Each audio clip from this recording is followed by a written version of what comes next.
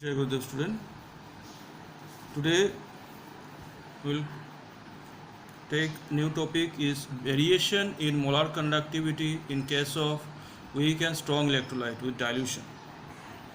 Now if I consider the weak electrolyte is CH3COOH. This one dissociate into CH3COO negative and H positive. If it is 95%, so it will dissociate to give 5% of this one, 5% of this one. Means from 100%, 5% is dissociate. So on dilution, if you dilute that one, it may dissociate more. It become 90%, that become 10%, 10%. So on dilution, number of ions increases. Number of ions means what? First of all, 5%, 5%. Now on dilution, it become 10%, 10%. On dilution, number of ions increases. This is point number 1. Point number 2, mobility of ions increases because of the ions goes away from one another. So on dilution, the number of ions increases. The number of ions increases, which in turn increases the conductivity. Mobility of ions increases, which in turn increases the conductivity. Both the factor increases the conductivity. That is why for weak electrolyte, the conductivity increases sharply. Now for strong electrolyte, it is already dissociated into 99%. So ions are there. But on dilution, what happens? The mobility of the ions increases. Mobility of ion increases because they goes far away from one another. So ions are moving far away. Initially, in concentrated solution, they looks like that, but in dilute solution, they are going far away from one another. So that is why on dilution that happens. Now this is your strong electrolyte. On dilution, its conductivity is going to be increased. And this point, if you extrapolate this one coincide with y-axis, and this point is called limiting molar conductivity, del m naught. So for strong electrolyte, we can get by extrapolating limiting molar conductivity can be get, but these two lines become parallel. For weak electrolyte, we are never in a position to get the molar conductivity at infinite dilution.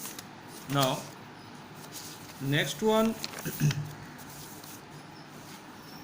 is our Color's law.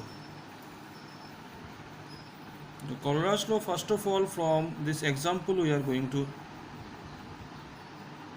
learn this one. This is an electrolyte Al2SO4 thrice. This electrolyte, and this is limiting molar conductivity. So limiting molar conductivity of an electrolyte. You see, limiting molar conductivity of an electrolyte at infinite dilution.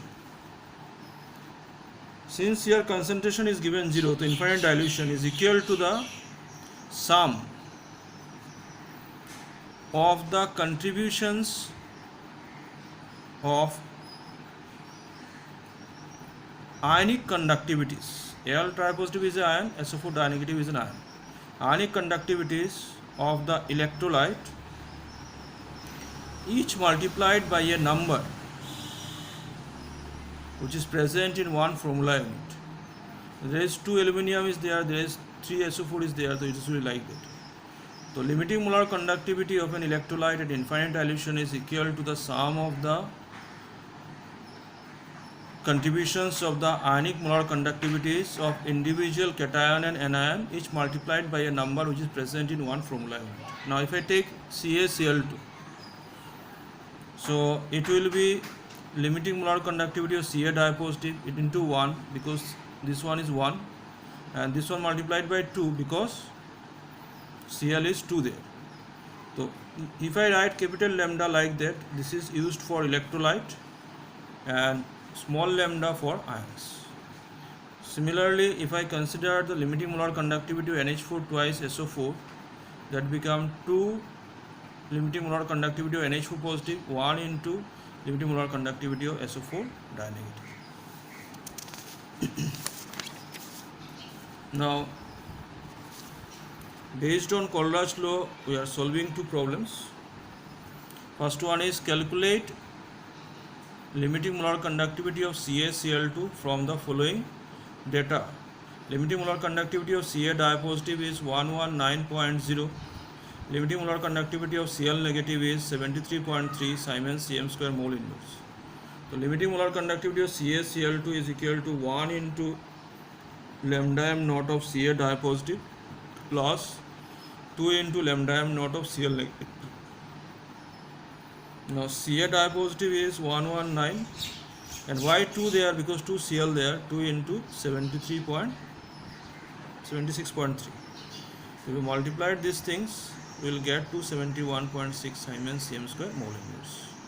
So this one you have to remember. Another one, calculate the molar ionic conductivities of Al tripositive ion at infinite dilution, given that molar conductance of Al to SO4 thrice and molar ionic conductivity of SO4 dinegative are 858 and 160 Siemens cm square mole inverse. So lambda m naught of Al to SO4 thrice is given 858. Al to SO4 thrice is given 858 and SO4 dinegative is given 160. You have to find lambda m naught for Al tripositive ion. Let it be x. So lambda m naught of Al to SO4 thrice is equal to 2 into lambda m naught of Al tripositive plus 3 into lambda m naught of SO4 dinegative.